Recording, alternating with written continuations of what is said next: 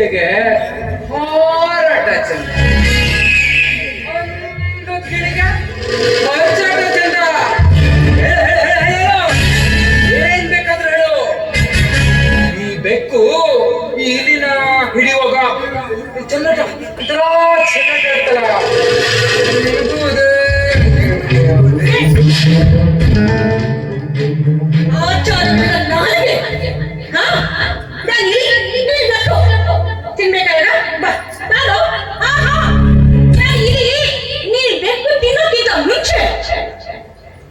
ನಿನ್ನ ಎದುರು ಇಟ್ಕೊಂಡಿದ್ದ ನಾನು ನಿನ್ನ ಮಗಳ ಸಮಾನ, ನಾನು ನಿನ್ನ ತಾಯಿಯ ಸಮಾನ, ನಾನು ನಿನ್ನ ಅಕ್ಕ ತಂಗಿಯ ಸಮಾನ.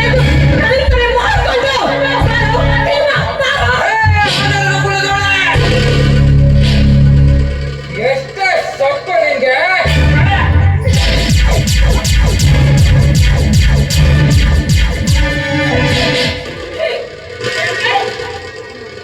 ಕುಲವನ್ನ ಹೀಯಾಳಿಸೋ ಹೀಯ, ಅದೇ ಕುಲವನ್ನ ತಿನ್ನೋದಕ್ಕೆ ಬರ್ತೀಯೋ ಶ್ವಾನ.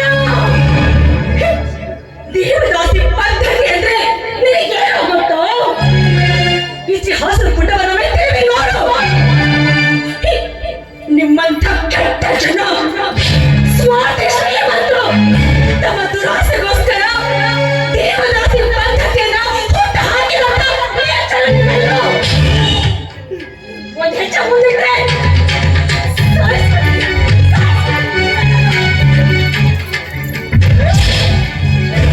ಓಹೋ ಒನಕ್ಕೆ ಹೋಗುವ.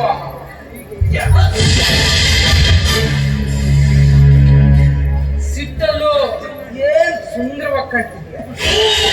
ಇಷ್ಟನೋ ಕಷ್ಟನೋ ಕಟ್ಟಿಸ್ಕೊಳ್ಳೇಬೇಕು.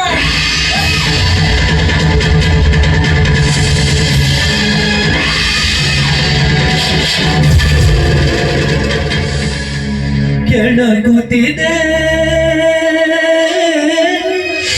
ನಿನ್ನ ಕಣ್ಣೋಟ,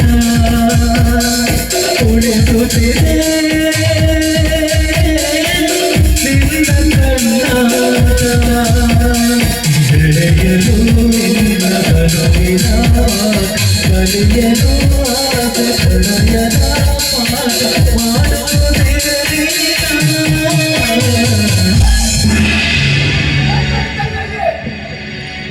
ನೈಸರ್ಗಿಕ ಕ್ರೀಡೆ ಅದೆಲ್ಲ ನಿನ್ಗ್ಯಾಕೋ?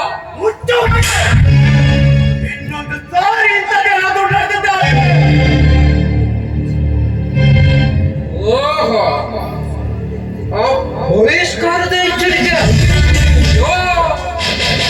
ಅಪ್ಪ ಹುಚ್ಚನಾಗಿ ಮೂಲೆ ಸೇರ್ಕೊಂಡಿದ್ದಾನೆ. ಇವಾಗ ಅವನು ಶೂನ್ಯ ಎಂಬ ಕಾರಣಕ್ಕೆ ನೀನೇ ಧರ್ಮದರ್ಶಿ ಪಟ್ಟಣ ಏರಿ ಆಡಳಿತ ನಡೆಸಬೇಕು ಅಂತ ಕನಸ ಅಂತ ಇದ್ದಾನೆ. ಅದು ದೊಡ್ಡವರಿಗೆ ಬಿಟ್ಟ ವಿಷಯ, ಅದೆಲ್ಲ ನಿನ್ನಂತ ಮೂರು ಬಿಟ್ಟವರಿಗೆ ಅರ್ಥ ಆಗೋದಿಲ್ಲೋ.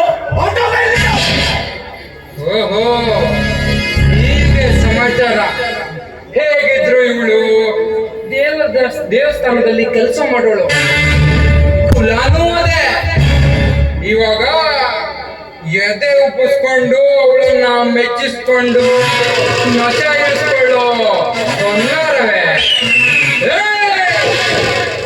ಮಗನೇ, ಇನ್ನೊಂದು ಸನ್ನಿವೇಶದಲ್ಲಿ ಸಿಕ್ಕೇ ಅಲ್ಲಿವರೆಗೂ